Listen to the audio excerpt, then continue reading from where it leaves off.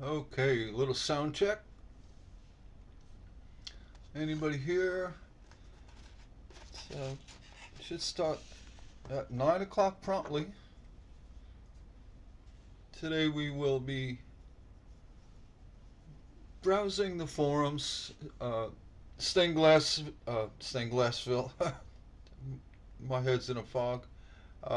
Stained Glass Patterns Facebook group and Stained Glassers Facebook group.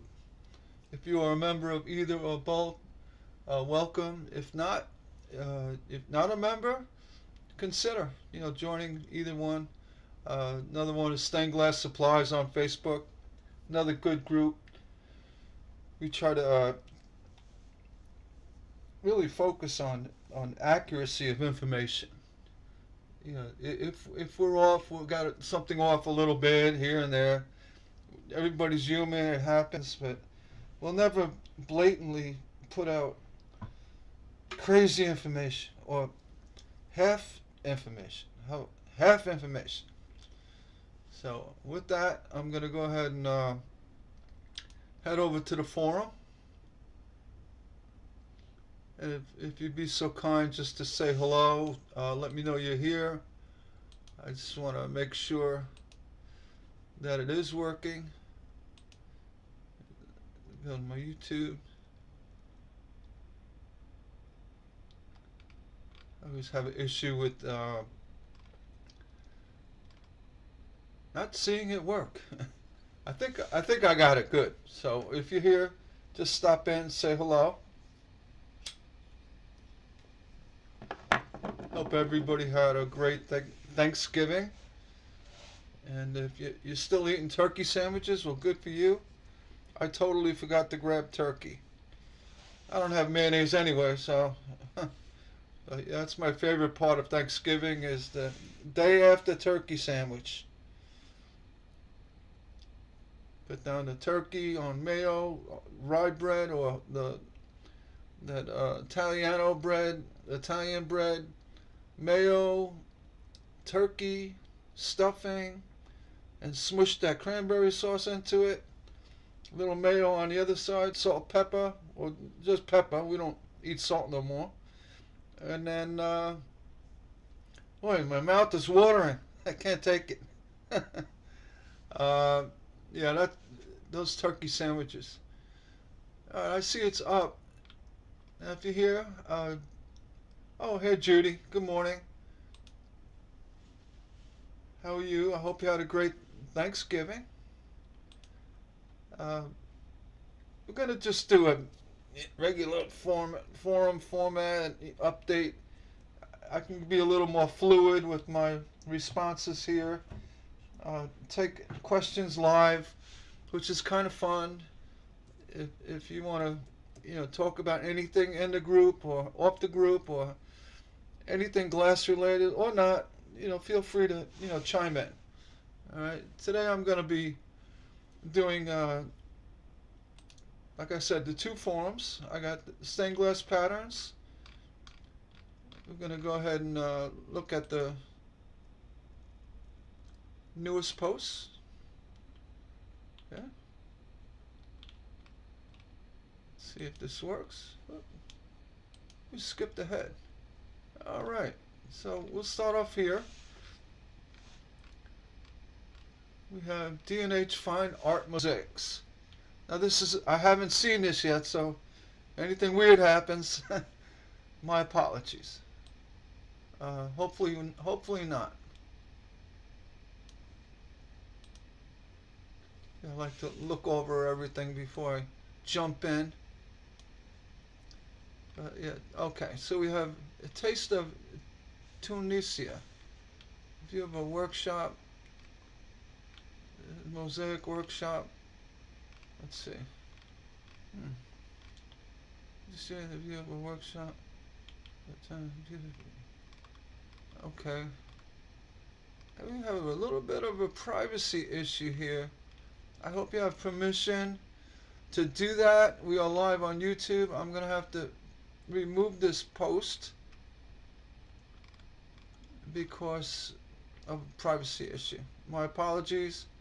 please come back and, you know, get permission, please make sure. Um, see if I can do this. Oh, here we go. I'm just going to remove the post. I don't want to put people's faces all over the internet. The group is a public group, and everybody gets to see that, but I'm on YouTube now, so the audience is a little further. We're just not going to do that, okay? I'm not angry, nothing weird. Just don't want to complicate anybody. You know. All right, yeah, my notification about the chat, live chat.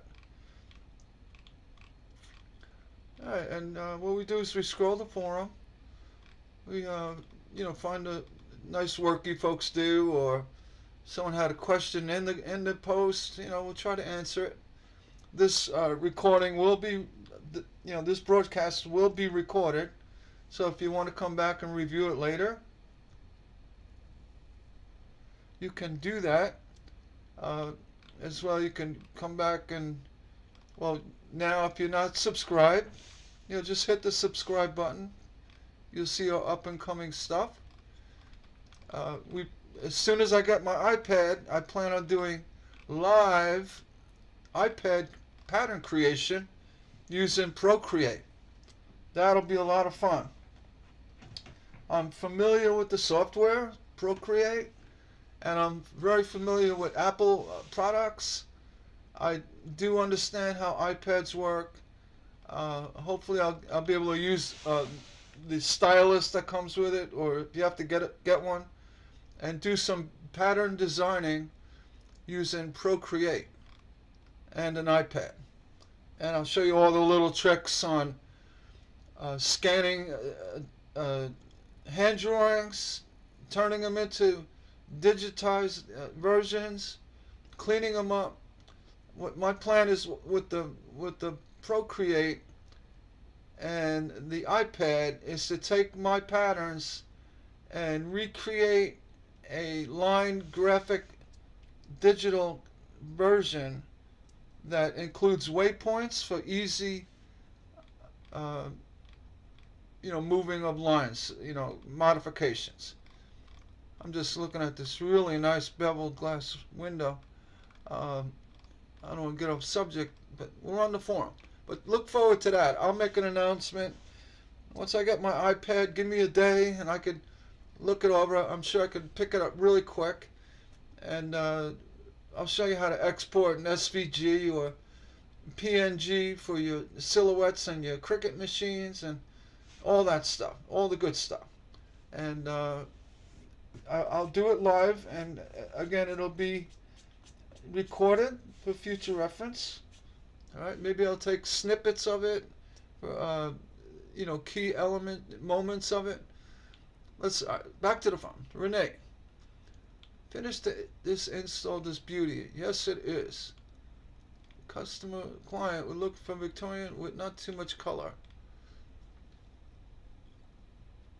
I love the traditional Victorian color in Charlotte, but I think this one came out great. What are your thoughts? Oh. Well, I already said it's beautiful. No, it's great. It's I recognize that bevel cluster in the middle. Use the corner accents nicely. Nice balance of color, texture throughout. In my opinion, you did a great job. So I'm sure your client loves it. Looks great. Let's move on. It's my fact checking. I did a little fact checking. I like to jot it down and say, all right, I gotta straighten it out. You know, more not so much bad information anymore. It's more inadequate information.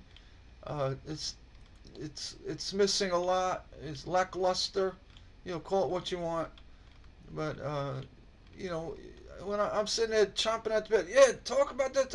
No, and I'm not gonna chime in. I'm not gonna disparage their video, but I will correct it.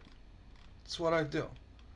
See, I'm fact checking, and I'm here for you. And one of the questions, somebody asked about hot glue. Oh, can you use it for stained glass? Well, the answer they gave was pretty spot on, and I'm not picking on them, but they just didn't answer the question. Can you use it? Yeah, absolutely. You know, hot glue is one of the greatest modern inventions for tacking wood, lead, glass. I mean, it'll hold things in place. It's meant for a temporary setup. You know, I'll cut to the chase. I use it for when I put a stained glass window in. If I got shims, I take half-inch lead perimeter around the window, and I use quarter-inch H round lead for shims. I put them down strategically on the points of the window that will allow weight. In other words, like a vertical line. I put it down in the setting of the frame. And you want it to stay in place. So a little dab of hot glue, boom, it stays in place. Do it for 2 or 3 shims. You put your stained glass in. On top of the shims, you want to shim the bottom to allow for proper circulation of air. That's very important for stained glass, especially against another piece of glass in a door or what have you. You want air to flow under the panel, go up the back of the stained glass, and out the top. Shims are needed for the bottom to allow that airflow. You can't simply put your stained glass on the bottom of the frame. You're not allowing that proper airflow from the bottom. When the heat rises, it pulls the air through the bottom and out the top. Where stained glass is never set into place with you know, when it's against glass with any kind of putty or silicone or what have you. On the silicone side of things, I use acrylic caulking. It's better than silicone. It's less aggressive, and it's just as strong, and if not stronger. I mean, it's strong. You don't need a high-grade silicone to glue your glass in. And you don't want to glue your glass in, especially against another piece of glass. You need that circulation of air. You need that venting. So what I do with the hot glue, I hold the shims in place with the hot glue, and I put the stained glass in, and I take the hot glue and I take the point of the gun, I go right into the top left and right corners of the stained glass, and I put little hot glue in there just to tack the panel. It's going to be similar to using glazing points. Glazing points are not strong. They're just used to hold the window in place prior to putting up molding, or if it's single glazed, a putty in a wood frame. In an aluminum frame or steel frame, you use sash clips. That's a whole other subject. They're spring-loaded. You drill little holes in the muttons of the frame for the sash clip to sit in, and with the spring-loaded action, pushes against the exterior, the perimeter lead, holds the stained glass in place, so you can follow up with the metal sash putty. That's a whole nother animal, a whole other story. The hot glue will hold your window in place, so you can get your trim. You could you know, move the window left to right, center it, hold it there in place, and allow you to put your trim up. And more importantly, if you're using a caulking, acrylic caulking, say in a kitchen cabinet, where you don't want wood to be protruding from the cabinet, you want a nice flush bead of caulk. What I highly recommend is the Alexa Pro Clear. It's like a milky clear. It fills the void in nicely. It disappears. It goes on white. It dries clear. In that case, what you do is you put hot glue at the top. corners and in a cabinet door, you don't have to shim it unless you have a lot of space you got to make up. You put a little, little shim below. That's fine to center your panel. You put the hot glue in the top corners and along any points where there is a connecting horizontal lead line, say in a border where it goes perpendicular to the frame. You want to put the hot glue in, push the stained glass in gently till it sets. 5 seconds, 10 seconds maybe. Do the same thing on the left. 2 or 3 places along the perimeter of the stained glass. It's going to be in place. It probably hold it there forever, but to be sure, you want to put that acrylic clear. It's water-based. It's not silicone. Silicone tends to be very goppy. It's hard to clean up. You can't paint it, but the acrylic caulking that comes in a tube, either in a large contractor tube or a small hand squeezable tube. It's called Alexa Pro. Sold at hardware stores, wherever, everywhere. It's a great product. But again, the hot glue is definitely a vital tool for stained glass. That's why it was mentioned that, I don't see any application. Well, here's your application. It's holding the glass in place. All right. Just want to do that. And, again, I didn't want to put someone down for not mentioning it, but you didn't mention it. It's such a great thing to use for mounting stained glass windows. All right, and then we have, this is another one. It's the cutting wheels. Glass cutters have the discussion was about the honing angle of the glass cutter, of the wheel.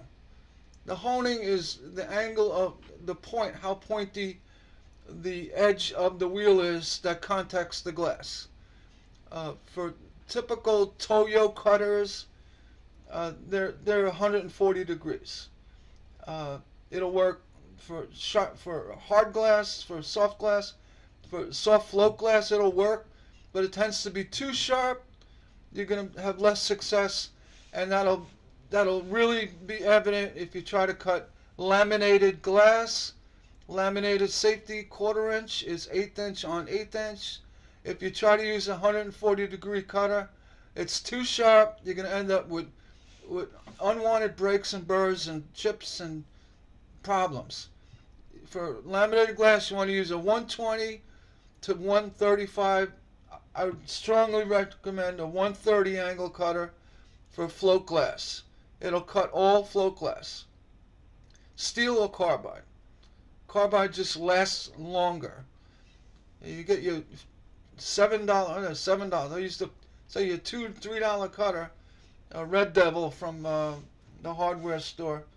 They're steel now. I don't think they make the carbide anymore.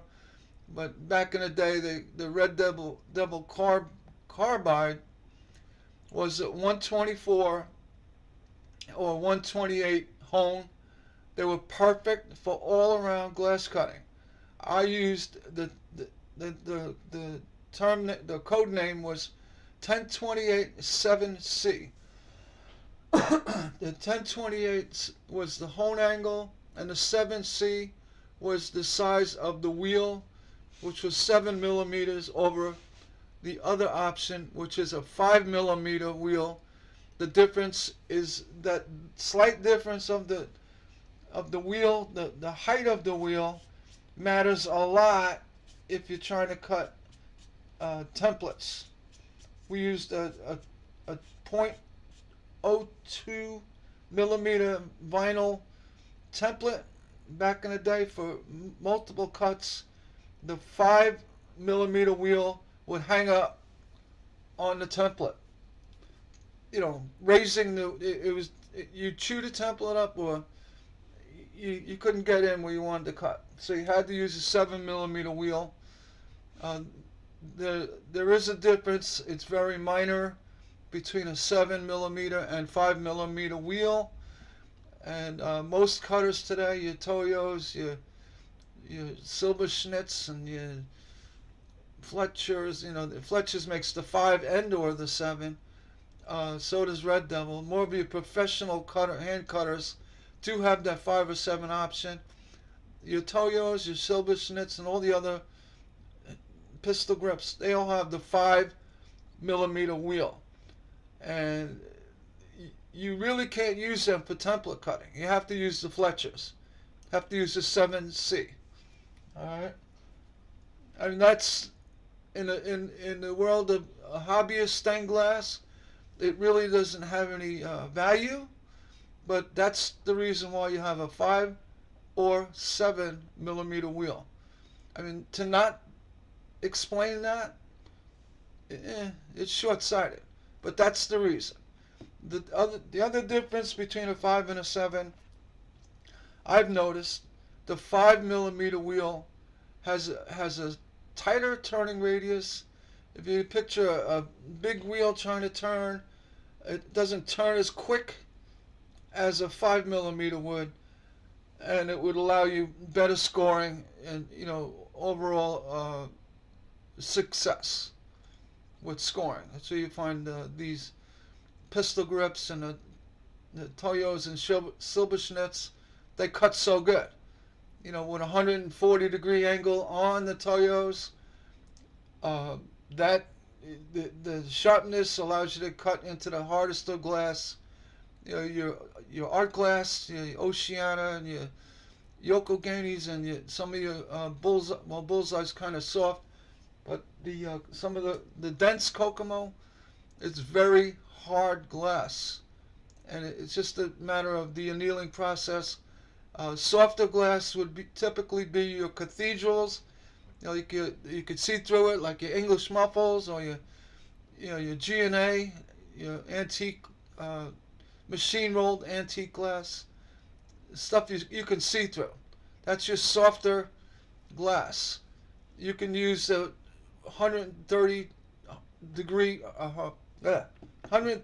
honing angle or the 135. That's why the 135. You find folks that use the Toyos, with the 140, and they go down to the 135. Like, wow, I really like this cutter. The reason why you like that cutter is because it allows you to cut the the softer cathedral glass easier, or the wispy mixed glass.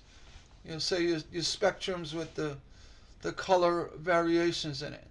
The only difference is the 140 will allow you to cut more successful and have a better bite into hard art glass.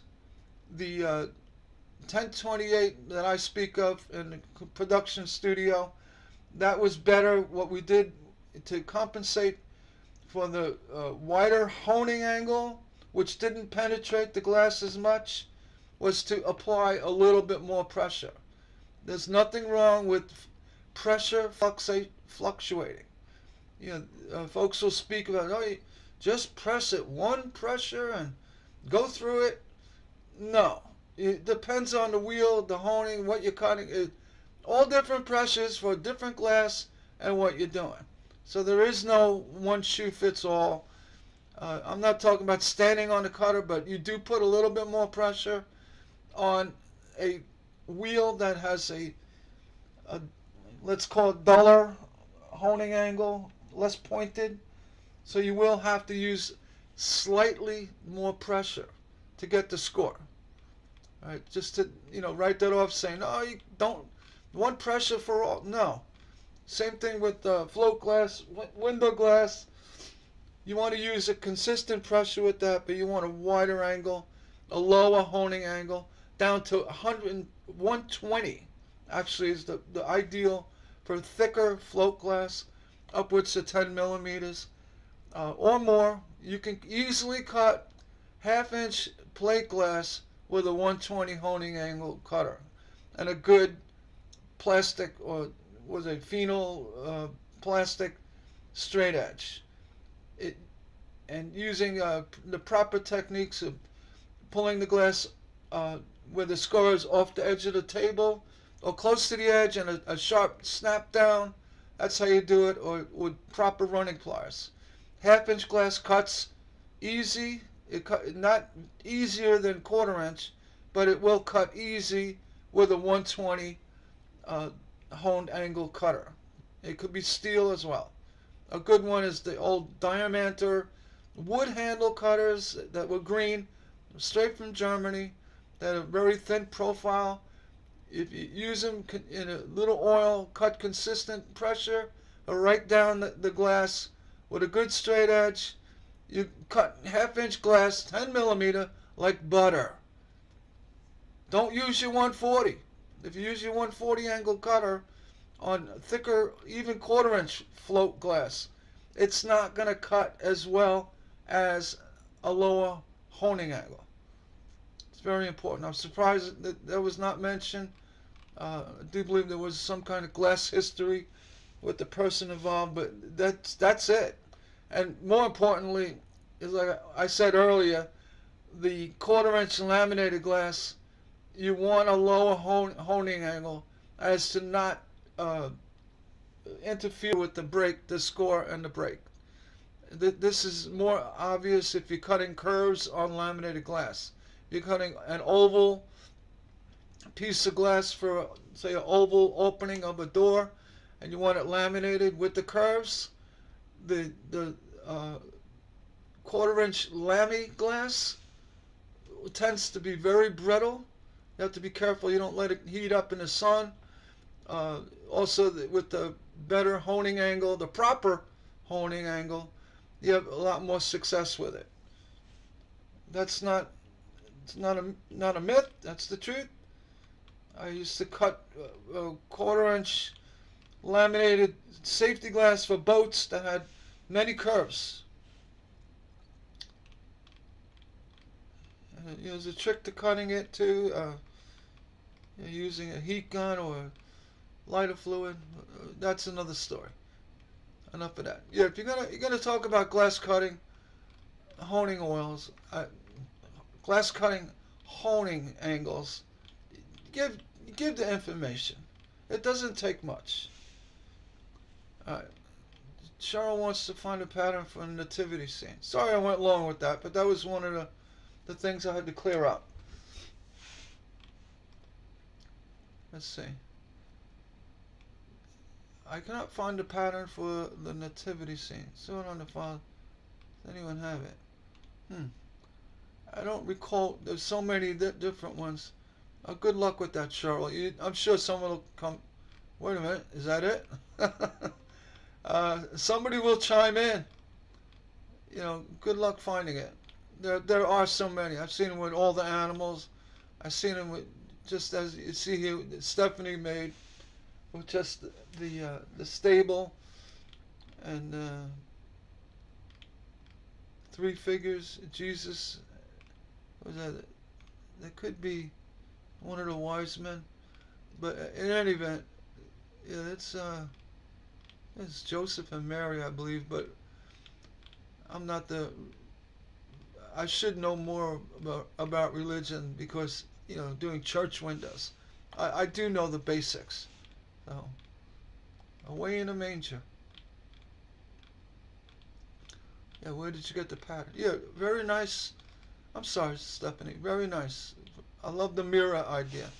It really sets it off. And your ceramic trees are a nice addition in the background. All right, Robert Chariot. Finish this up for a little girl's birthday. That's cute.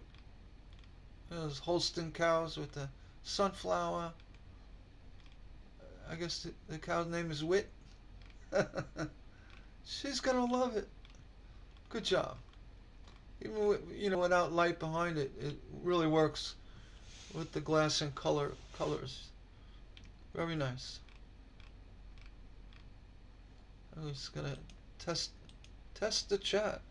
Testing. Okay. Say hello. And ask a question. I'm begging. One question. Okay. That's what we're here for. Sometimes when you hear it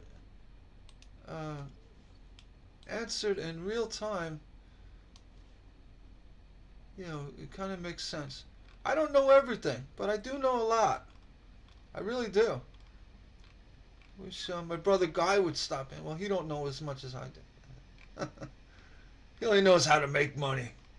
All right, Marie Gustave.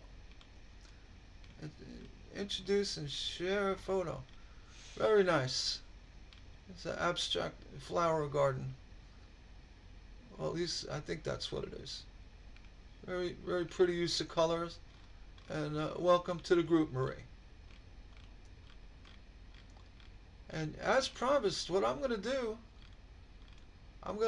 after this post, I'm going to jump into stained glassers. I have no idea what's going on over there. We'll go check. Lauren has been glassing for 8 months.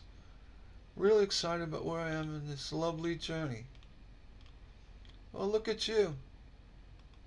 You got looks like a moth. And you got your paint embellishments on it. Very nice. Little wire overlay. And then you got a droopy sunflower. Looks like she's crying. I hope not.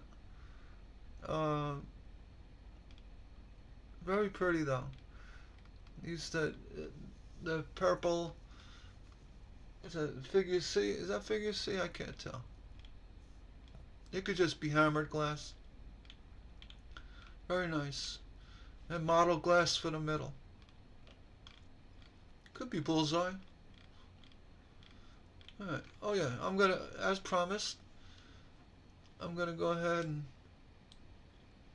get into the other forum. Here we go. Stained glassers. Here we go. Any of you stained glasser people here? We're gonna go ahead and run a few posts from this forum. 29.3K members. Not bad. It's getting close.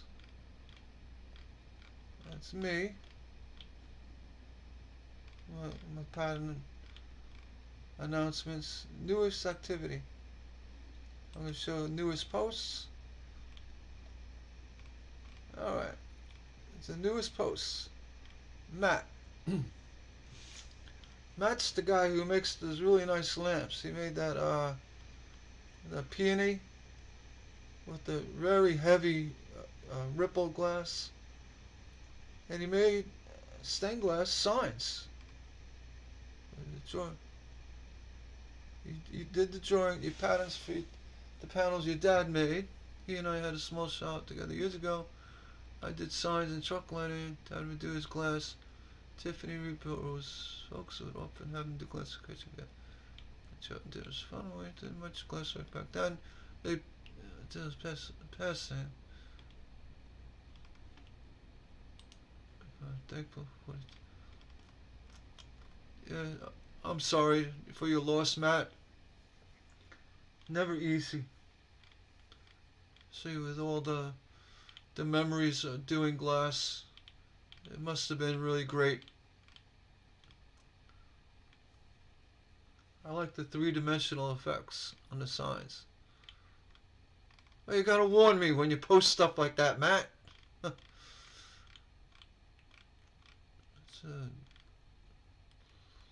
Keep the craft alive.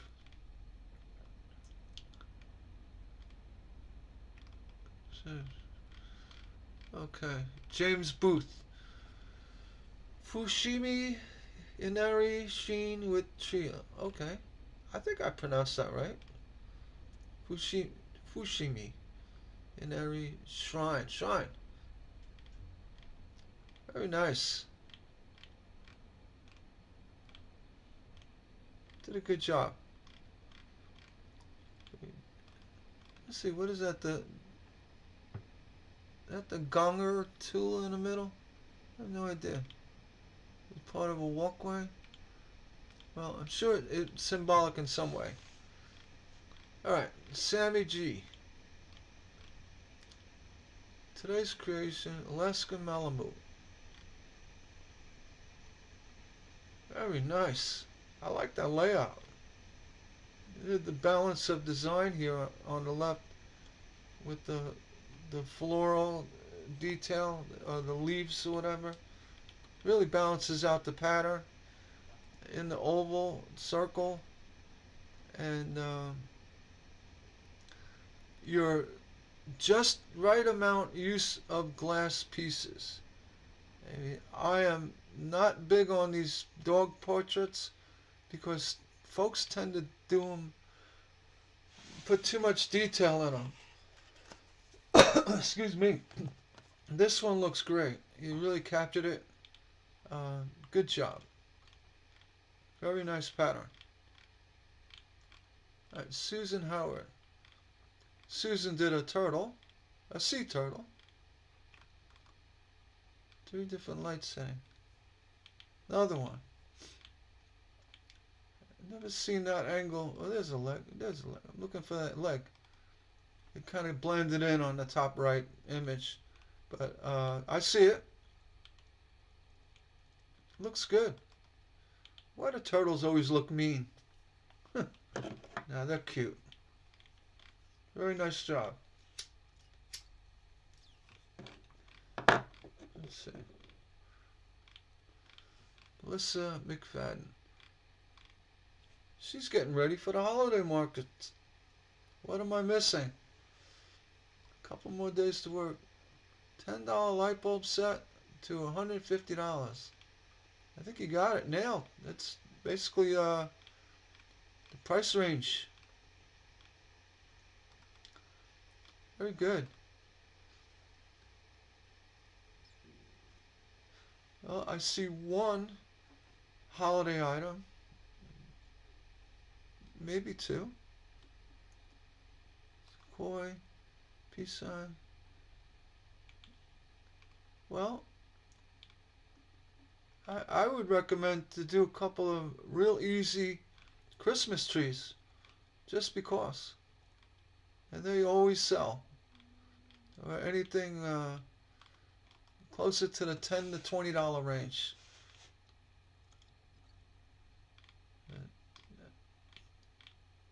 But anything's nice. Make sure you have backups of your good stuff. You know, like if you find a... Actually, I could comment and throw you a free pattern your way. Let's see if I can do it. Here, this is a first for YouTube. Here we go. It's not letting me. Oh wait, here we go. Let's see. Let's see. Groovy.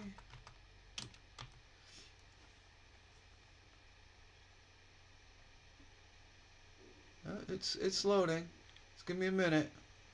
Oh, here we go. Groovy. I'm gonna give you my groovy teardrop. I'm gonna go 2. I don't know if that works. We'll see. Yeah, use my groovy teardrop. People love that. See, did that work? There you go. Sorry about the colors. The reason why I posted that, I saw you had a peace sign there. People just love this teardrop. Help yourself to it. Good luck with your fair. I remember I'll send the black and white. I tried.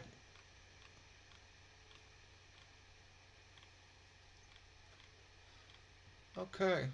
Sheila Sterner. I want to purchase a Cricut machine to print and cut my own patterns. Which one works best? Well, you see Derek, he's old school. Get a light table. I hear a lot about these things with the bigger cars without taping the sheets. The 18 square. Single is probably easier. Well, from what I've heard, the Cricuts come in different size paper feed or vinyl feed options. Most folks use them for smaller items, probably at a maximum of 12 inches in the width. I do believe the Silhouette machines have a wider format. So, but don't quote me on that. And the continuous feed that is available on these machines instead of the tray cutting, I would highly recommend getting a continuous feed in case you wanted to do something that's say 12 inches wide by 2 feet tall. It'll do that. Where a tray Cricut is limited to what your tray size. I think I'm pretty accurate on that, but I could be wrong. You check it out. Someday I'll get a Cricut machine. Someday. Lance and his wisteria. I believe it's a wisteria. With just random clusters of. It could be early wisteria. Stained glass. Oh, he's promoting a group. It's public. You're allowed. All right. No sharing of private groups. I don't like the dead end thing. If it's one of those groups that trash me, I don't want that either. But seems to be a lot lately. I won't go there. I'm not gonna go there. All right, Rachel. Rachel has finished the snowflake ornament. Very snazzy. Let me count them. 6. Yep, 6 sides. Very nice. These snowflakes you can do in a million different colors and textures, and they'll all be different, just as snowflakes are in real life. And just by moving a little bit of a line here or there, you can change the overall look quite easily. Oh, it's me. I want to talk about you, not me. Anyway, I'll say quick. Yeah, this was one of my traveling patterns. I said, I need to do something a little more religious based. I was looking over my patterns. I thought, let me do an ornament with the fish, which is symbol of Jesus, and then the star, the Star of Bethlehem. And I simply, it's a real easy pattern. Help you use it. I was accepting tips for that, being it was pre-published, but it's now up on Etsy. I'll have it on my server soon.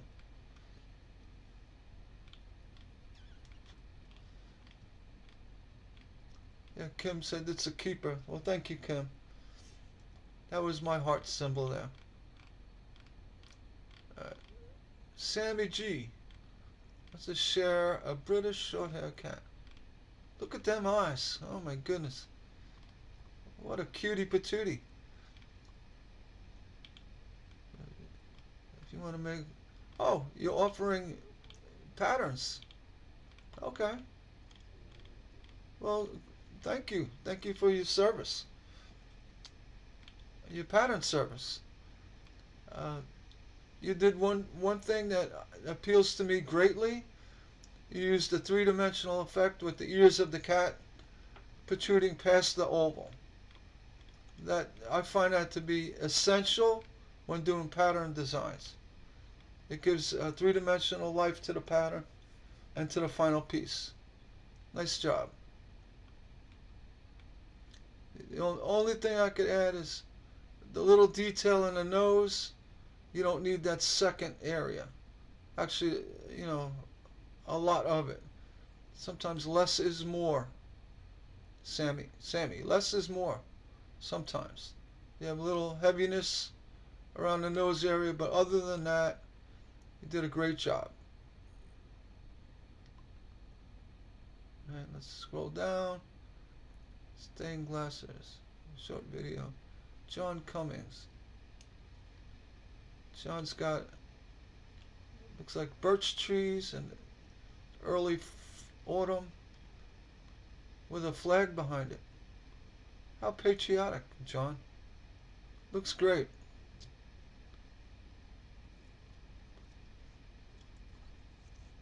Let's see. We got Aurora. I love that name, Aurora.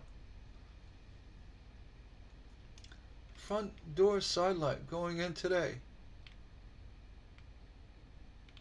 You know, this trim, it looks like the trim, looks like a vinyl insert. I could be wrong. No, that looks like it's moldings. Here, that I was talking earlier about the hot glue gun. This is a perfect example where to use it. I don't know if you caulked it in or what have you, but it should be vented. It looks good though. 4535. Let's hope you got some ventilation. That's all. Yeah, it looks like wood trim. I see a little daylight on the right of that there. I don't know. I hope it came out well. Looks good. Solder sales. Yes. Watch. They're coming up really soon. I don't want to talk politics, but the future looks bright for the cost of everything. I don't have to explain why. Just trust me on that one. Look at S. Tiffany Glasson. Oh, follow my page. Alright. You're allowed to do that. We allow the open exchange of promotions and ideas. As long as it's glass related, it's a public group. Oh, good morning, Cindy. I didn't see you there. My apologies. I'm scrolling the two forums. Stained Glassers, that's where we are now. That's Guy's forum. You know, at least I created the group. It was a kind of a cute name. I said, Guy, this is gonna be your forum. Though I'll keep an eye on it. You know, some people find a niche in a different forum a better fit for them. I mean, it is what it is. But Stained Glass Patterns is a very large forum. Sometimes people like the smaller, personable forum of stained glassers, though it is growing. It's almost 40,000 members, 30,000. I don't know. It's got quite a few members. And Thomas. Let's see, Abstract Thomas. Lead and zinc. Very nice. If anyone thinking about doing lead, if you use the right shears and your cutting is accurate, you will find that doing lead is easier than copper foil. There are cementing issues for finalizing, you know, your work. I have a few tricks up my sleeve. The way I make the cement, the way I apply it, the process in cleaning it up, and right down to the fact you should be using 50-50 solder for lead, and I have all the reasons why. I could explain that. Hopefully Thomas used the 50-50 solder. It looks like it. He doesn't have hot spots unless he patinaed the whole thing. It looks good. I'll get into that why 50-50 another time. You could probably search the forum, find out why I say use 50-50. I'll give many reasons why, or at least a good half dozen reasons why. Customer wants his 12 with no clear support background. I plan to wrap and cane. Okay. Well, no No clear support. I guess it could work. Just instead of wrapping it in cane, to try using the brass or copper U channel. That'll make it a lot stronger. It's a bear to cut at times, but if you're really careful with it, and other than the sharp inside curves, you're gonna have an issue. Uh, the sharp inside curves can be done if you bend it slowly and use a pair of pliers with it's like a double flat uh, what you call it, grouser pliers with two flat blades. You slowly go around and crimp it as you go to avoid any bunching of the material. But it can be done. It can be done not easily, but it can be done. With lead, you could use lead. If you do use the lead, make sure you use the higher tensile lead. It's stronger than the standard hobby lead. It comes in 3/16, and it has a higher tensile, which means there's more tin in the lead, which makes it stronger.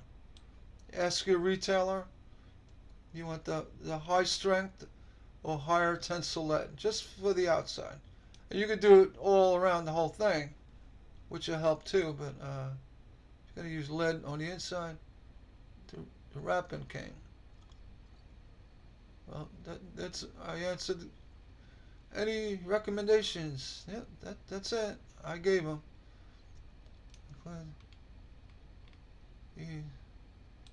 Well, if it's soldered well and you use the proper high tensile lead and or brass or copper U channel, I see no reason why this thing won't hold on its own weight. You can actually hang it from the middle at the top, which would be sufficient. With the brass or copper U channel. With the lead, you may have to. I would go with the brass or copper. End of story. All right. Here's a little heart dish surrounded with glass. Also, butterflies and quartz. Oh, butterflies and quartz. Okay. A heart dish. All right. Well, you got to get going with the clubs and the spades and the diamonds. Looks good, Cindy. Your tedious job of wrapping those jewels. I feel your pain. Little decorative soldering. Looks good. Gray Street Glass. I think I've ever heard of Gray Street Glass. Panel 18. Ooh. Somebody's busy. The Merry Beach Market Holiday Festival. I guess this is for retail. They have cream color flowers. Okay. Very nice. And zinc frame. Yeah, it's a proper way with the butt cuts on the end. Don't try to angle them. Let's go straight cuts. And when it's open at the top, I like to drill about 3/4 of an inch down from the outside and actually put a piece of lamp chain into the opening and fish it out the side and bend it up slightly into a curve. Not only does it look decorative, it's very strong. You don't have to do that, but I found that to work.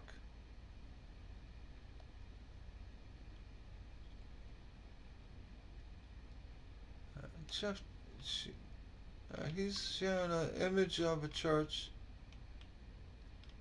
Okay, that's fine. That's you're allowed to share stuff like that. When you do, Jeff, just be sure to put a little text, a little comment on why, and little information. I see it's down below. You shared it from somewhere else. It's basically just a description. I frown on that. I like to have when folks post stuff, say, hey, I visited the Czech Republic and saw these windows. I thought you might like them. Anything. Just a little teaser at the top. All right. Okay, Jeff. I'm not gonna comment here, but this when you just share posts from other groups or pages without any text content, it becomes mirrored content, which is basically bad in the eyes of any kind of algorithms. Uh, I know you're just sharing it, but this is like a dump and go kind of post. So, please, if you're going to post, say, hey, this is what I saw, la, la, la. I'll get into it. I mean, I'm not going to delete it, but please do that. Hope other people listening understand what I'm saying. All right. Here's, I don't know if I say Jetty, or Yeti? Yeti? I think it's Yeti. Yeti Wooten. She's got a new pattern. It's Christmas sneaking up. It surely is. She's got a lot of cute patterns. This, I don't know if it has an evil tone to it. I don't know. Evil Santa? Is that the Halloween Santa? Just kidding. Looks great. Might scare the kids. But no, I'm going to say Jetty does some really nice patterns. Visit her Etsy page. Bob Reynolds. Yeah, I saw this question the other day in the other forum. Yeah, Robert Oddie. He's probably one of the most realistic pattern designers I've ever known. And I'm saying that from a place where I do this myself, and I have nothing but full respect for Mr. Oddie's work. He has remarkable detail, and I don't know quite the history, what happened, where he is, but I don't think he's as active as he was. I used to actually sell his patterns years ago, and a lot of impossible cuts and overlays. It was his style. But good luck finding patterns. You probably find the books. All right, one more. I've never used HobbyCam.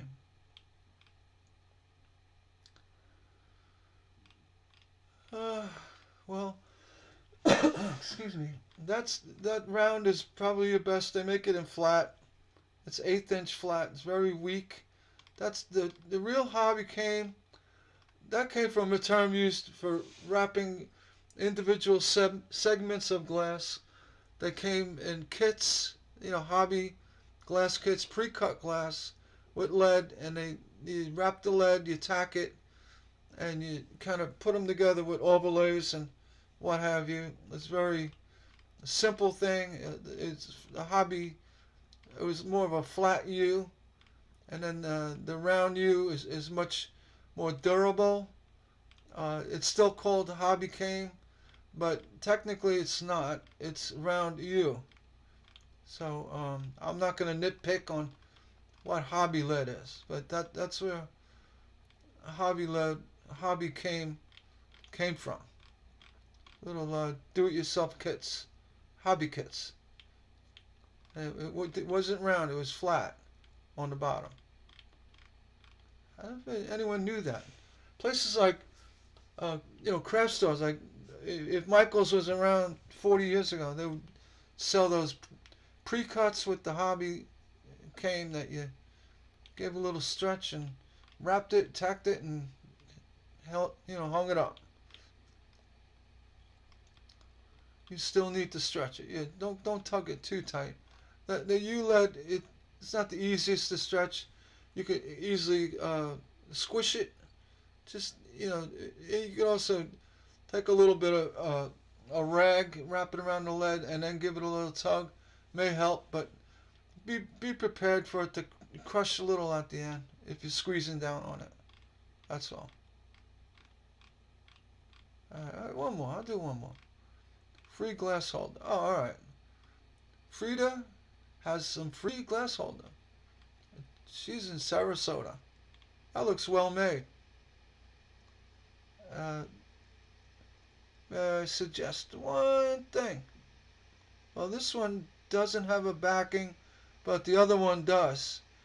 To prevent these racks from flipping over left or right, you know, and falling down, you got to have a back on it. The back will keep everything upright. Unless it is one, no, there's two there.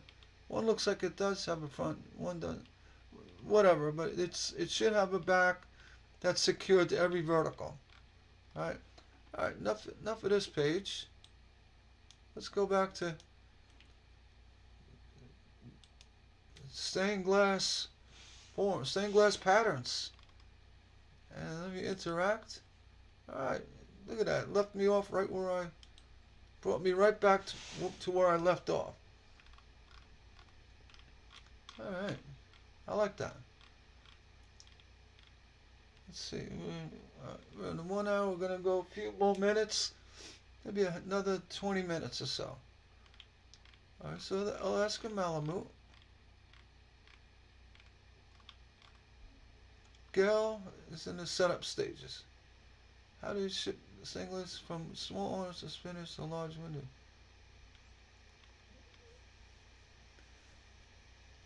Well, the best way, Gail, is to get yourself a pallet. You can find many free behind, home improvement stores. They throw them out. You can go inside and ask if you can have one. Bring it home. Build a box for your stained glass out of wood, plywood.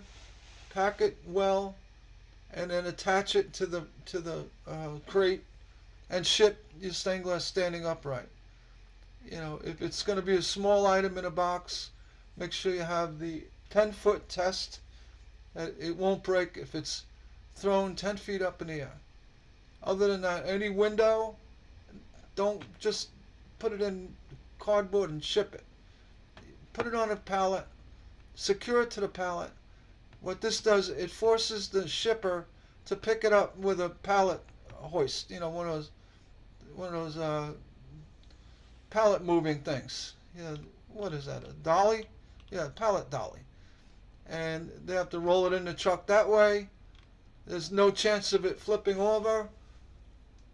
And believe it or not, the shipping rates for places like the Freight Quote offer very competitive shipping rates, and you'll find a 4-foot by 4-foot pallet or a 4-foot by 3-foot pallet is cheaper to ship, and they also give you I believe what I used was a 400-pound weight limit on that pallet, and it was a 4x3, could be maybe 4 by. It was a large pallet, the standard pallet. The cost of shipping was about 1/3 the cost by using FedEx. And whatever you do, just put up with an arrow. Open here. This is how you open it. Never, ever, ever, ever, I'm going to beat this to death, ever put fragile on the box. That's an open invitation for somebody to put their foot through it, or the forklift. Alright? Trust me. Never put fragile on your box. Make sure you pack it so it's worthy of shipping. If you put fragile, I don't know why they do it, but maybe it's for kicks, or they're annoyed at working. I don't know. They see you handle with care, fragile, breaking, all over the box. They're gonna kick it. Not guaranteed, but there's a good chance. Don't ever put fragile on your shipping, ever. Really, that's really good advice. All right, I'm looking at Malik. 8 stained glass windows. Very nice. Okay. All right, little refrigerator moment. Very nice. Custom, looks like custom bevels. If it is, my hat's off to you. One thing I never did was make my own bevels. I know how they're done. Just never made my own. I used Mount Airy glass in South Carolina. Send them a template, and they make you bevels. And the price was reasonable. I don't even know if they're still around. There's another Belvaldine does that as well. Maybe other companies that make the bevels. I haven't used that service in a while, so see this picture and thought this would be nice stained glass. Someone to do. Well, just be sure that it's not a copyrighted image. I mean, technically, for discussion purposes, that's fine. But if it's a copyrighted image and you offer to make the pattern, or if someone asks for a pattern, it goes against the rules. So here you go. Tom said, very nice. Where do you get the pattern? Well, again, if it's a copyrighted image, which there's a strong chance it is, somebody drew this and may not have intended it to be easily distributed, especially made into a pattern. So, Gary, if you have intentions of just kind of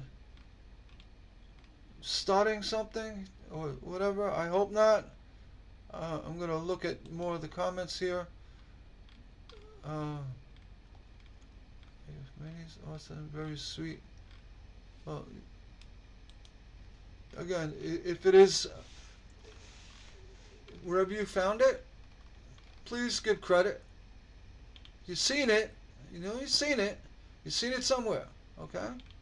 So I'm gonna have to revisit this, and again, if this is something that you've seen and now copied and pasted in the forum with intentions of suggesting somebody make a pattern, basically stealing IP, I don't allow it in the group.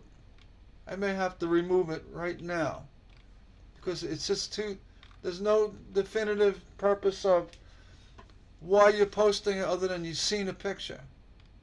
I mean, you have to give credit where you have seen this or where you have taken it.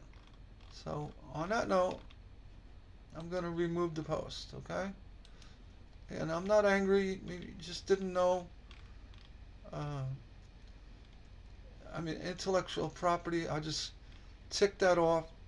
Just check on that. And, I'll even go further. Say, please include source. Please include source. Alright? I'm doing my job. If the person who drew that came along and saw that on an open forum that's publicly open, they might get annoyed. And rightfully so. Especially when someone's already asking for a pattern. So that's when it goes from, hey, look at this, to let's make a pattern. And I'm not going to allow that, okay? I hope you understand. Let's see. Live chat.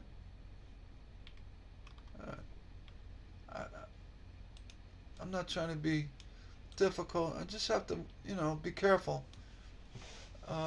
IP infringement is not something you want to mess with.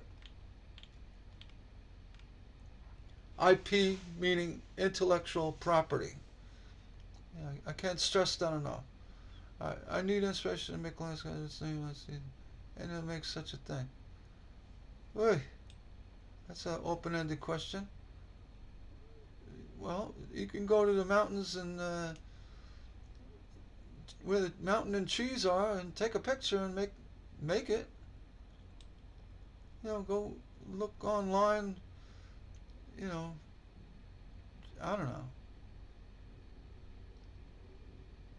Yeah, I mean, that's like an open question.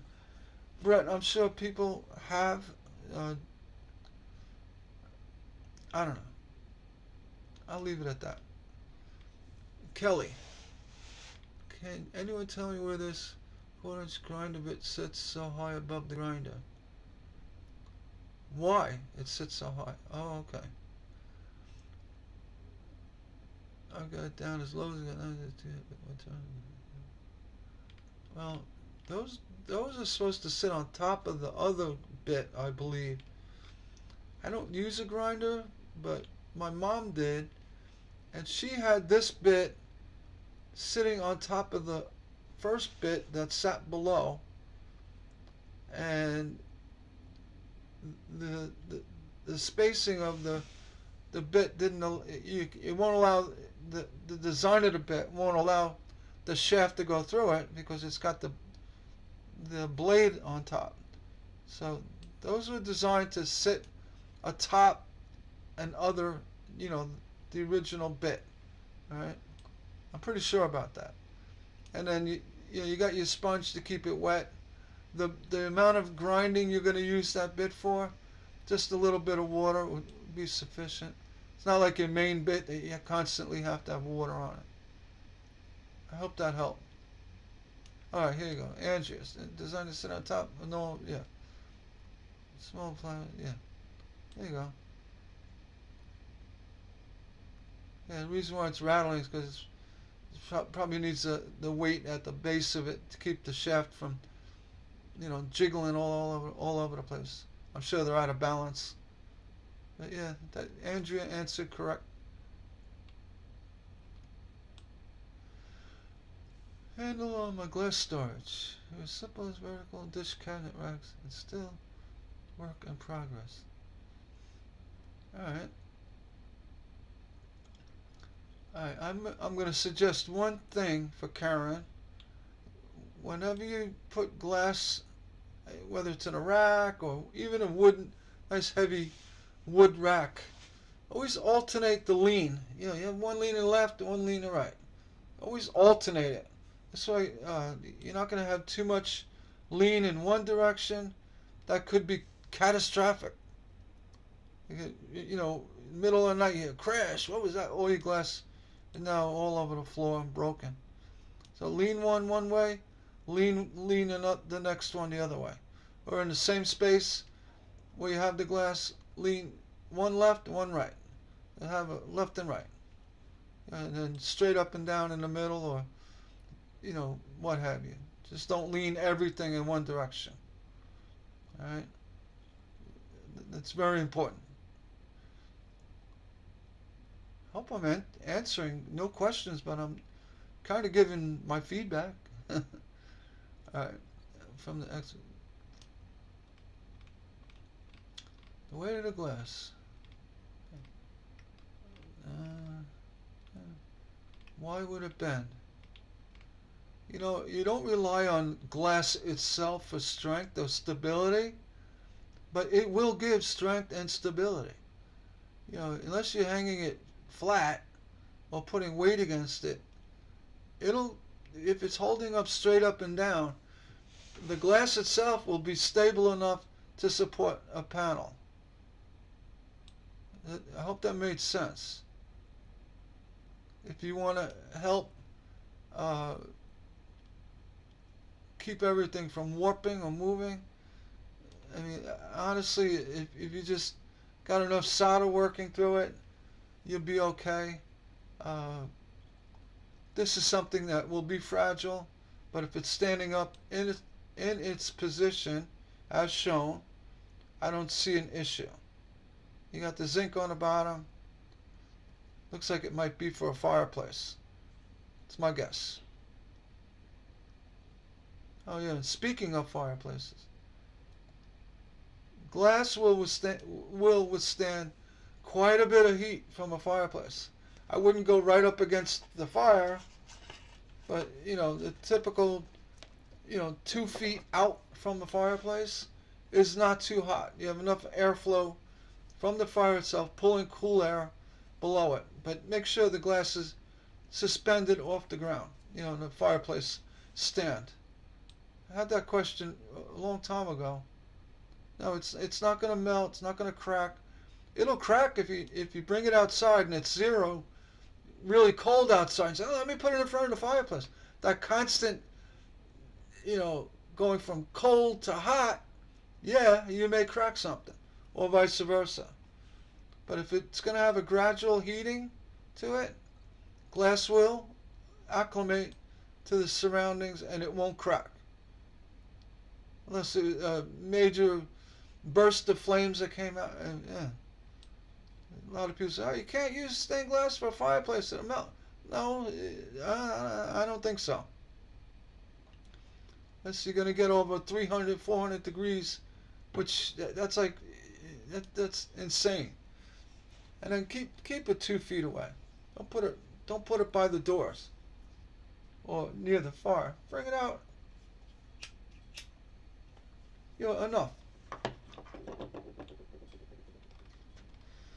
Hey, you could wrap it with Restrip. Make you feel better. I mean, I agree. A little Restrip. That's that flat brass. It's basically 3/16 by 1/16 of an inch. Wrap it around. Kind of tedious with these flames, but yeah, it could help.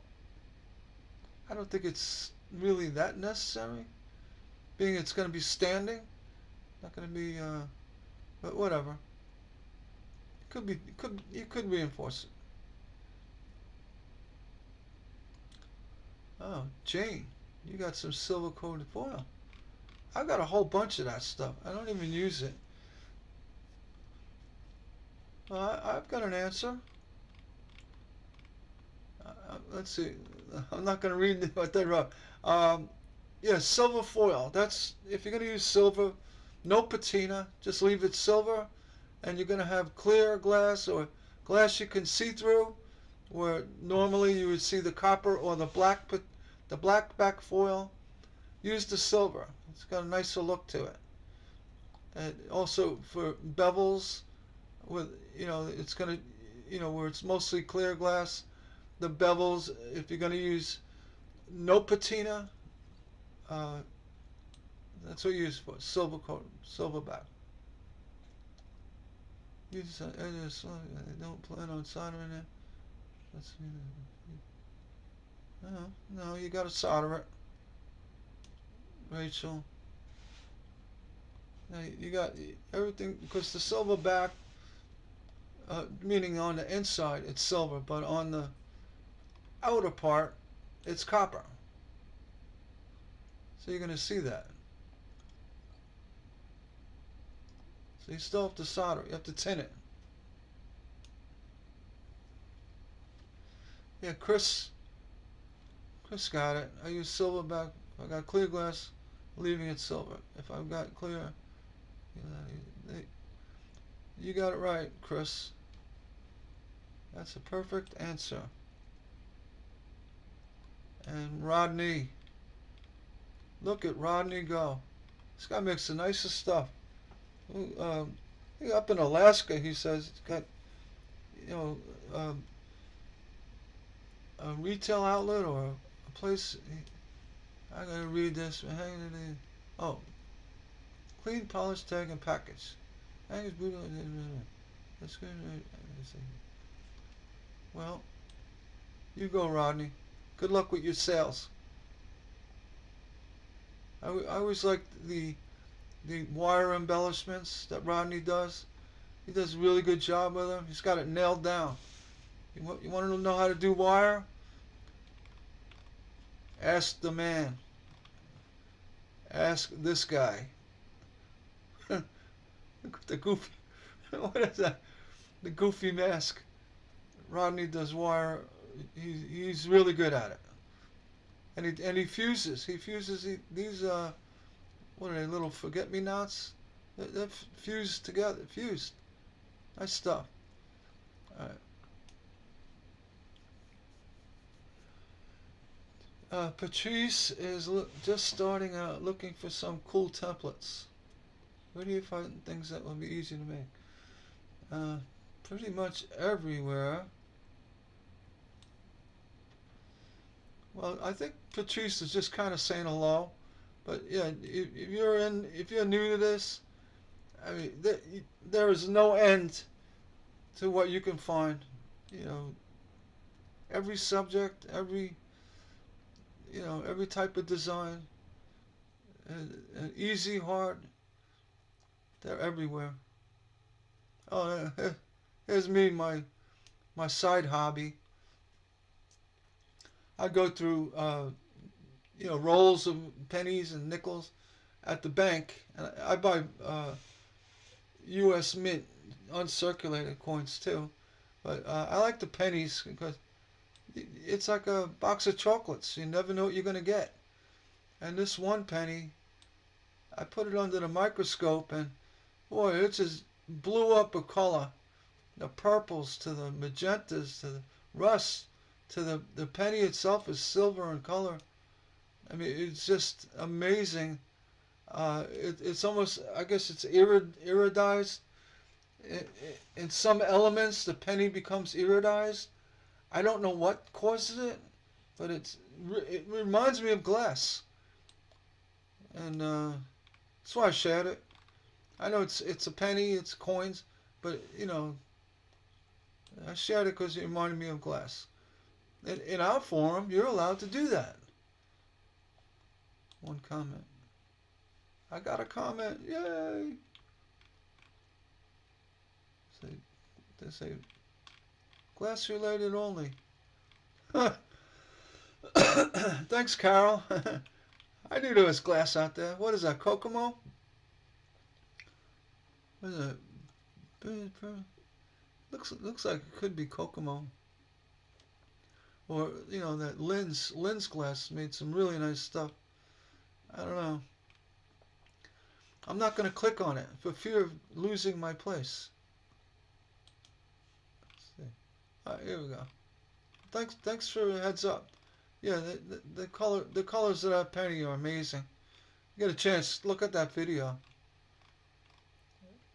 Speaking of Penny, she did this freehand with no pattern. Just winged it. It's an Edelweiss. Well, you winged it good. Nothing wrong with winging it. Very creative. It's like, pottery. You wing it, right? There's no template. You did a good job. I'm sure she's going to love it. Very pretty. And no two will be alike if you made another one.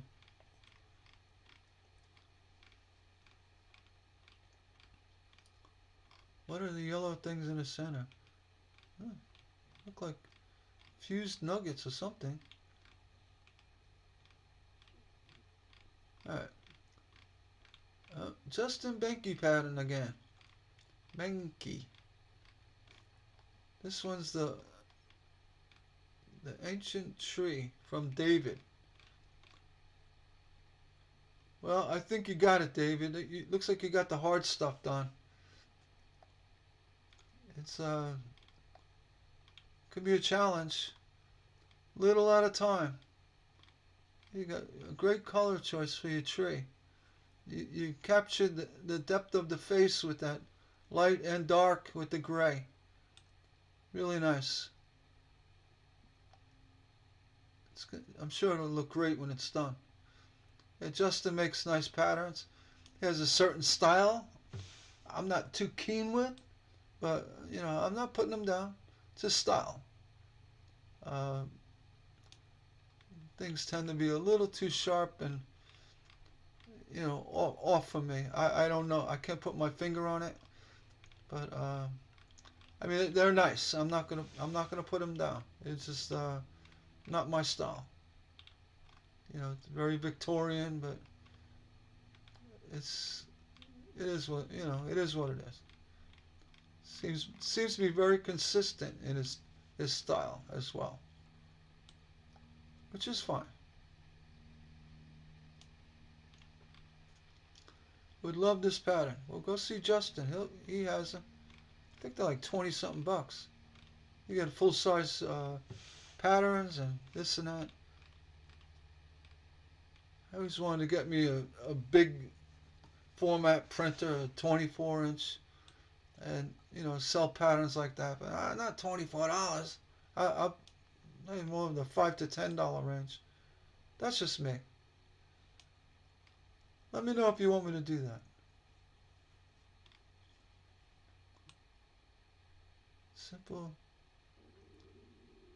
Simple people. Yeah, there you go. They're gonna love it, Sean. Lady at Office Max. Lady at Office Max. There you go. They're gonna love it. It's a nice gesture. And Sean's at it again. Granddaughter wants Mickey for Christmas. Alright, well, it's 3 circles that, hey, look like Mickey Mouse. I'm not gonna delete it. It's fine. It's fine. Just, honestly, that could be a copyrighted image, but you know what? I'm not gonna break hairs over it. It could be Mickey, the three balloons. You didn't say Mickey Mouse. Oh, I did. All right. And Sean's at it again. Christmas for the family. The happy dog. Freckles. I bet you his name is Freckles. Come here, Freckles. He looks like a Freckles. It's cute. Forrest Trisler. Last big man woodworking outside frame. He retired from the dump truck diving. Oh, dump truck diving. Got too much fun, bro. I'm speed reading. Said I'm 100 old. Said 100 years old, huh?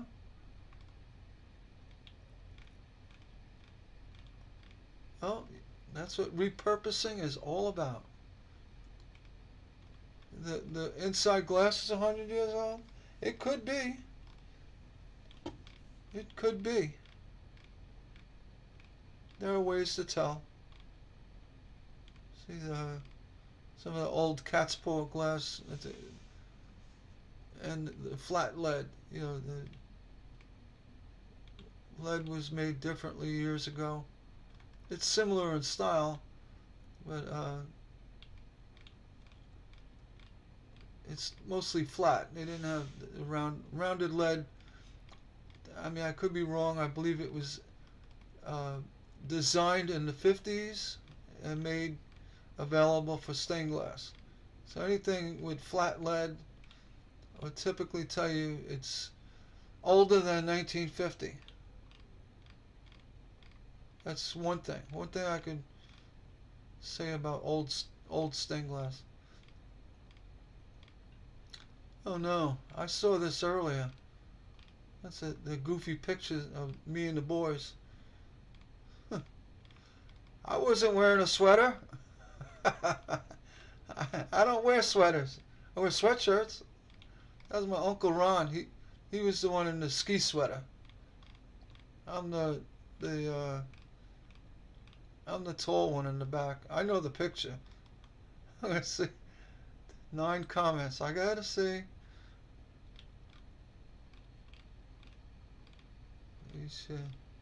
That one's flannels, and that's Glenn with a sweater, and Steve with a sweater, and Dad with one of those insulated jacket things.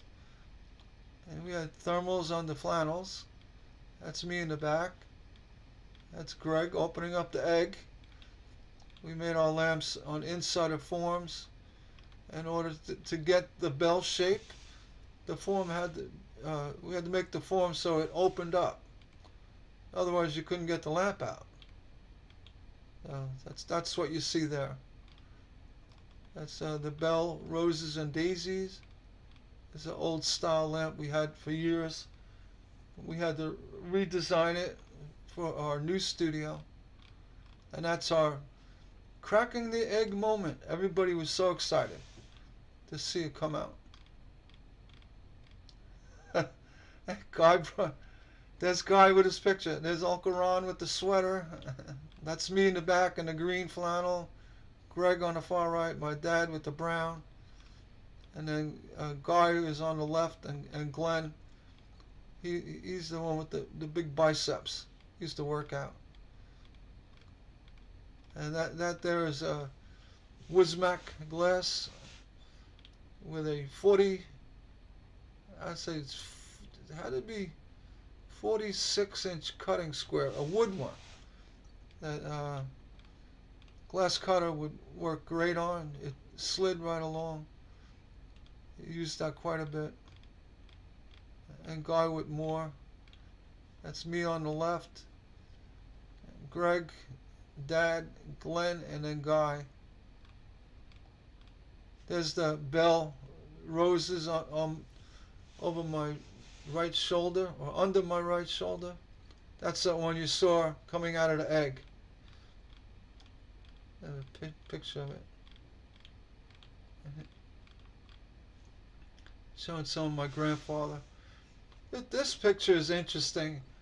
Before they had computers and this and that, when they did commissions for churches, they had to do a mock-up,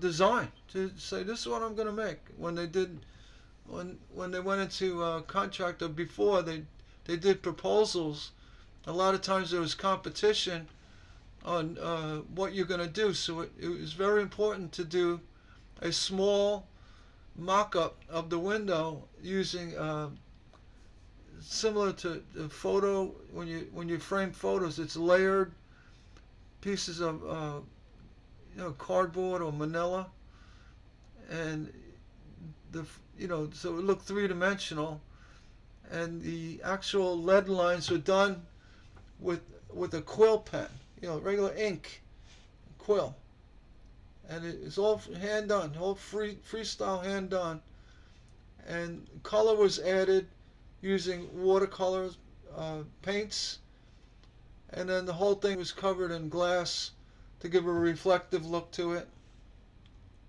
It was quite the thing to do, doing the representation of your proposal. Probably it took days, if not weeks. So that's my grandfather. Probably in the 40s, sometime in the 40s, sometime. So it's a little history. All right. And Blythe McCorkle Bragg. Say that's your real name.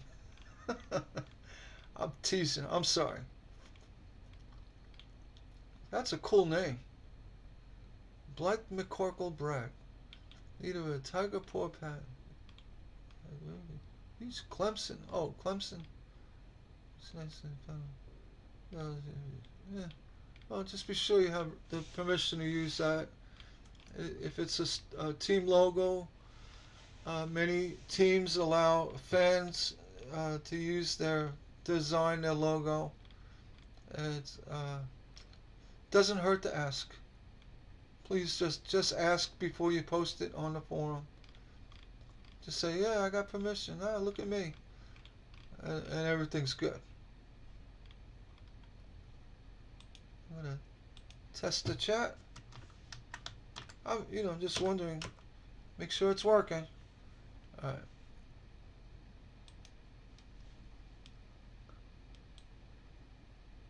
I feel lonely. All right, a few more. I'm right at my time to cut off. All right, then we got Terry. First bookend. Ready to solder. You go, Terry.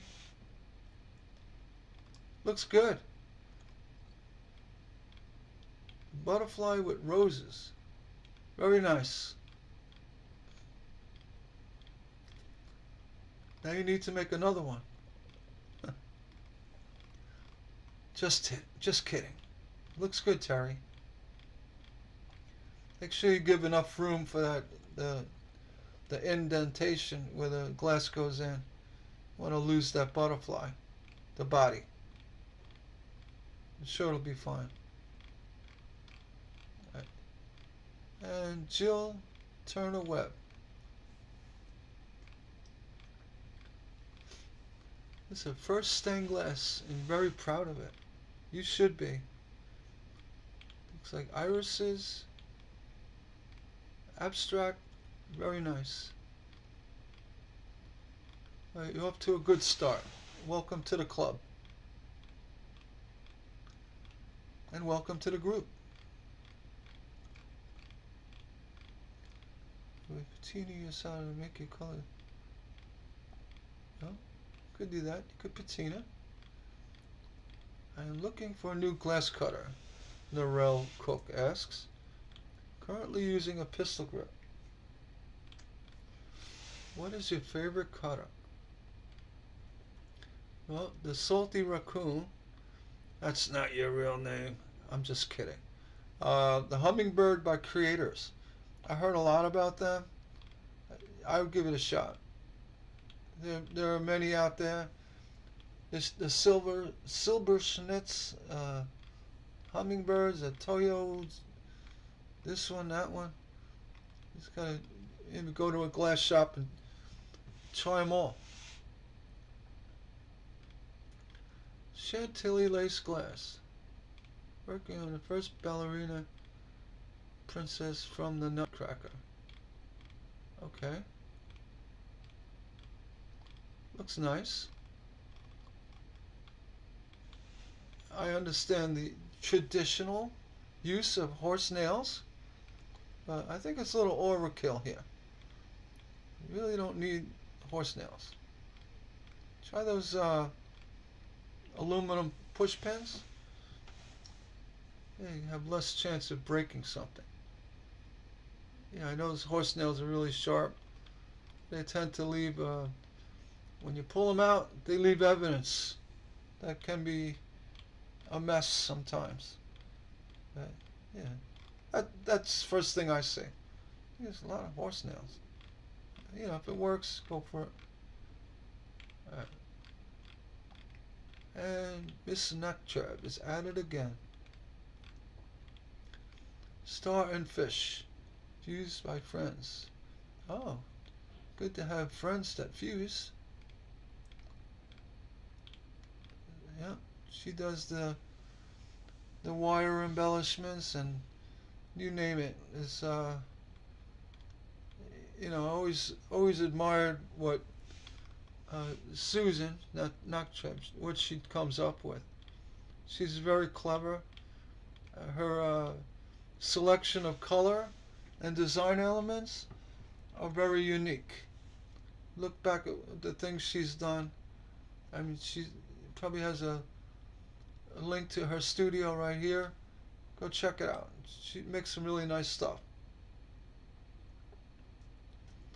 Painted bevels. No, I've never painted a bevel. My guess is that's like a Dicro coating. I could be wrong. Hey, it's Allie Marie Ferris. Hi, friends.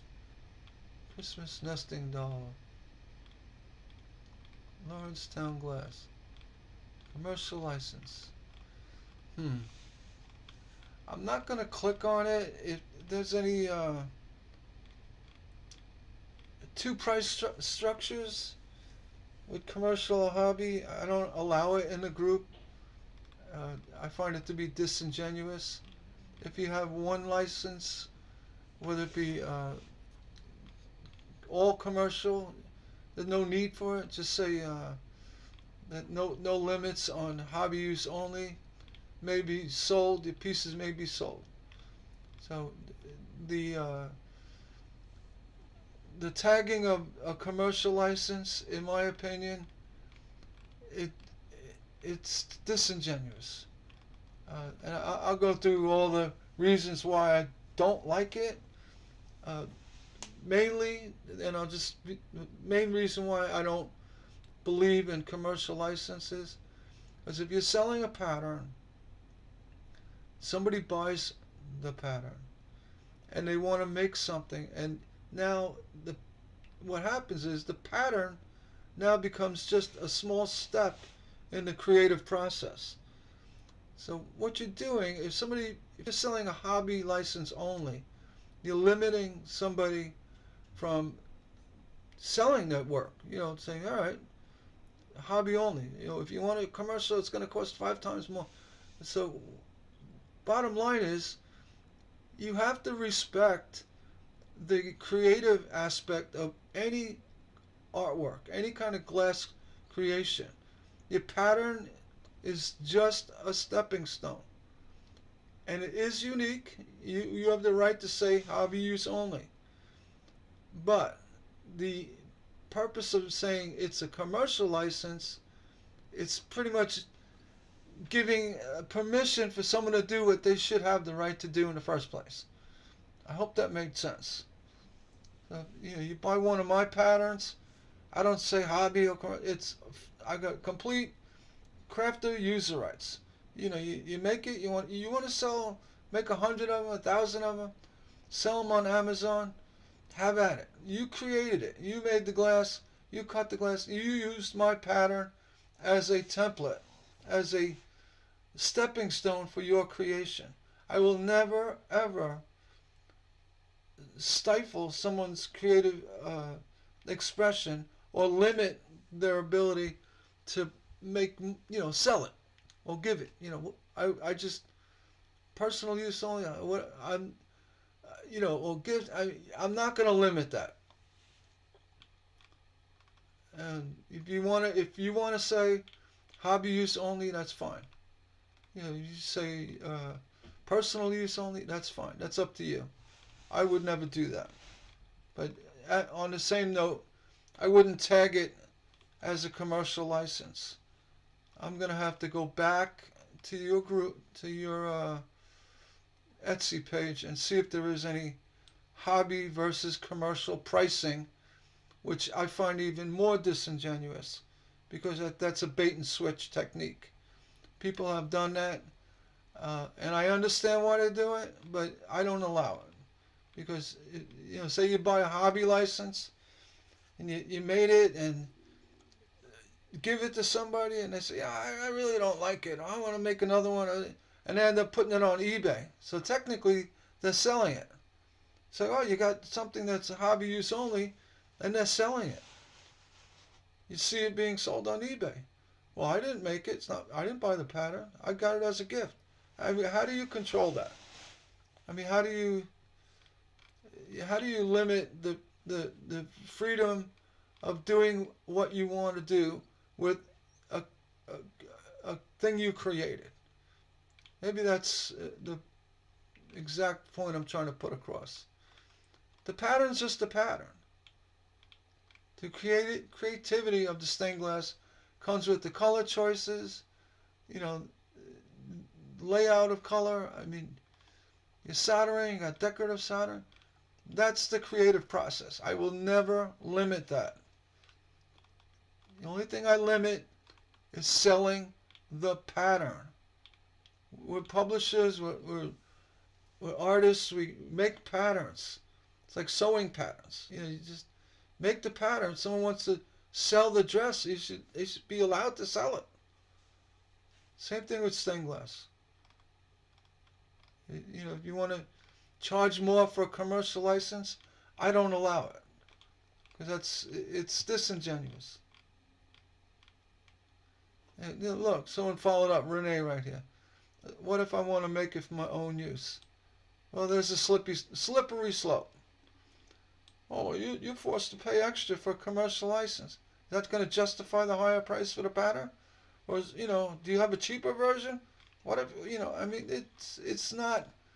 The point is about being disingenuous. It doesn't spell out what you can use it for. Commercial license. If you want to mass produce 1 million of them in China, does it include that? I mean, no, really. Just avoid it. That's my advice for other publishers. Avoid tagging commercial. And Jean, she's got a polar bear in a snowshoe. Very nice.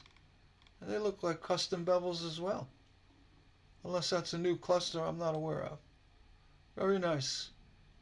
It looks cold. Good job. Now, it's just a post to image, no content. I'm not crazy about them, but you know, you just want to refrigerate a moment.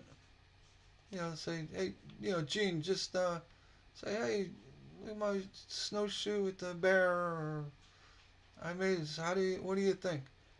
Just something. All right, I'm gonna do one or two more. All right, can anyone recommend it to help me out cut glass in a straight line? That's a hand tool. So the ruler cutter, what do you use? Pictures would be helpful too. Ooh, you got 48 comments. I dare not read them because I know what they're going to say.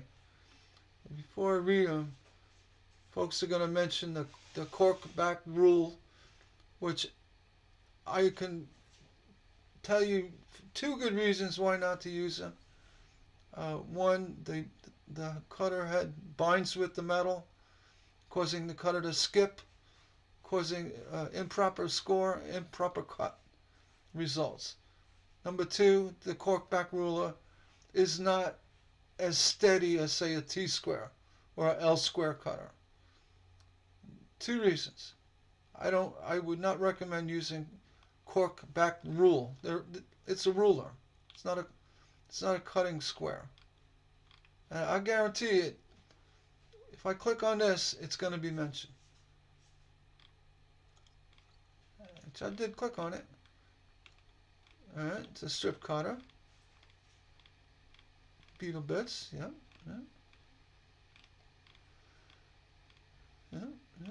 These can be pricey.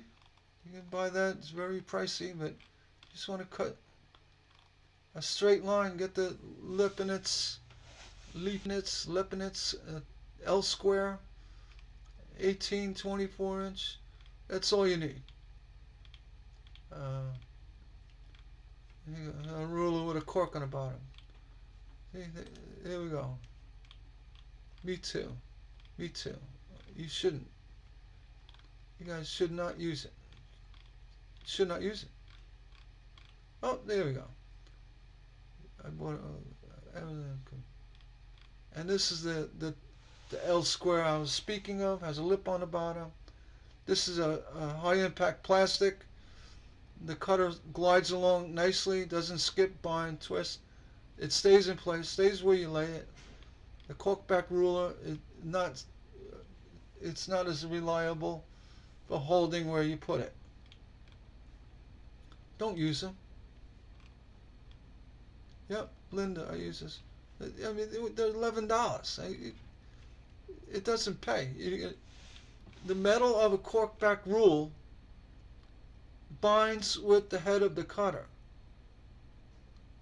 The cork back rule, though it does stay in place somewhat, you have to really hold it down. But if you're not paying attention, you put a little too much pressure above the top or bottom where you're holding it with a pivot area, it's going to shift and move and cause an issue. Just get the L square. It makes no sense. Right here, another one.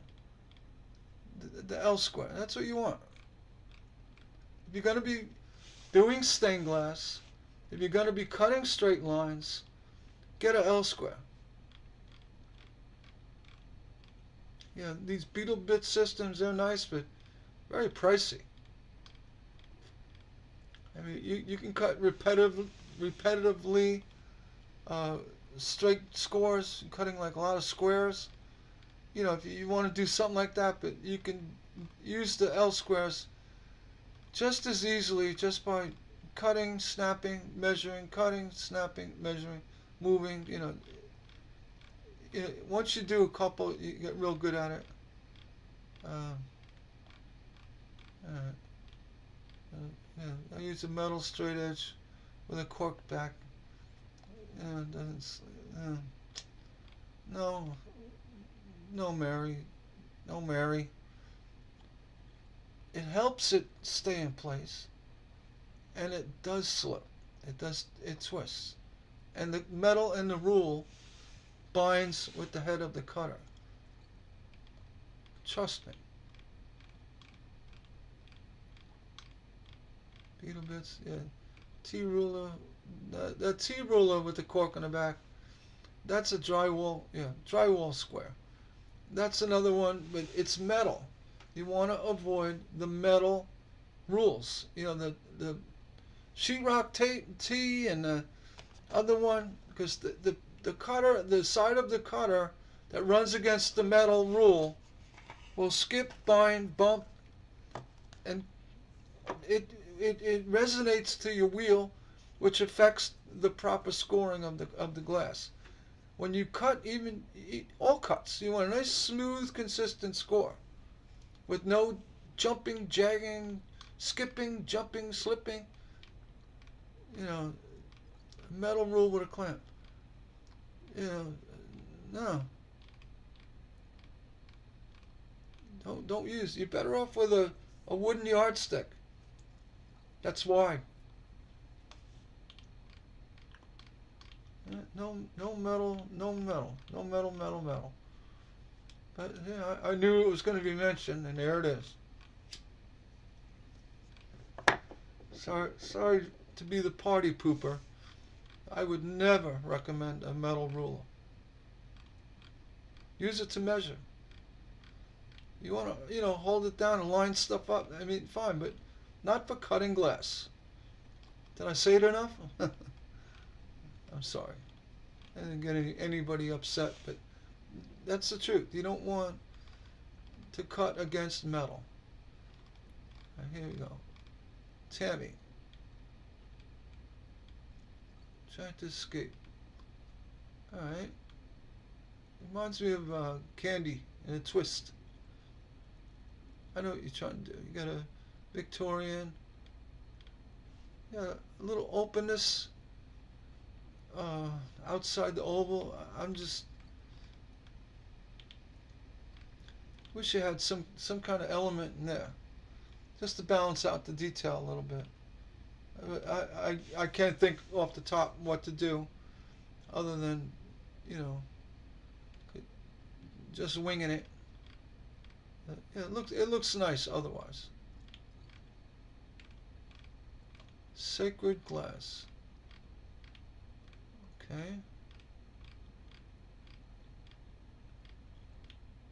It's another dump in the post. I should now create a new rule that post must have content, not just, oh, now you broke the rule. A million hashtag rule. That we do not allow that. This is spam. This is spam. This is also a shared post from somewhere else, from Sacred Glass. This is spam. I've removed posts from very highly notable people that I felt terrible doing, but I had to do it because it's spam. Remove post.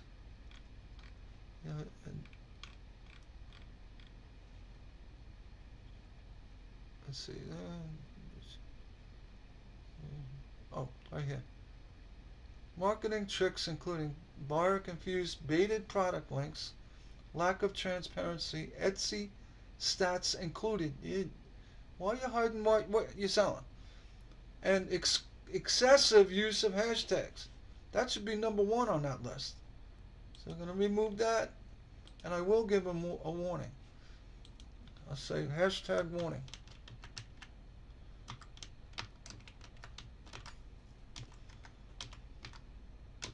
Hashtag, oh, I spelled it wrong. Hashtag warning. Please do not. I hate to sound like a grumpy old Scrooge, but really, not allowed. Not allowed. You weren't banned, you weren't put in timeout, but no hashtags. You can do one, maybe two, but not 50. Don wants a new iron. So tell me the team FX under. Yeah. Well, the difference between the 0101, 02, one's made for 220 and the other one's for 110 US. I don't know which one's which. I think the 01 is US. If you're gonna buy from Amazon, everybody says no, boo Amazon. No, you know what? There are Hacko USA sells on Amazon. Well, look at this store. It's Hacko USA on Amazon. So make sure you check when you look on Amazon. You see the Hacko iron that the seller is in fact Hacko USA.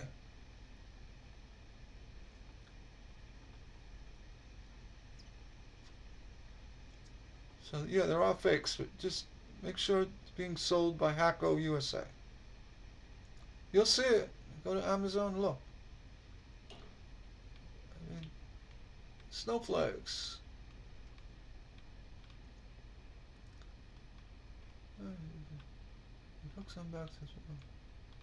Oh, very nice. It's your daughter chose one. She said, "Oh, I want this one, doubled up." Wise ass kids. Oh, it looks great though. Very pretty. Actually, you could see the one in front of the other. Very clever. I think your daughter's got a future in eye appeal here. That looks great. All right, I'll do one more. Jane Pickney Fassel, almost finished. I can't read it on a temporary basis. Same as any spotlight. Oh, all right. So you got those mountains out of glass.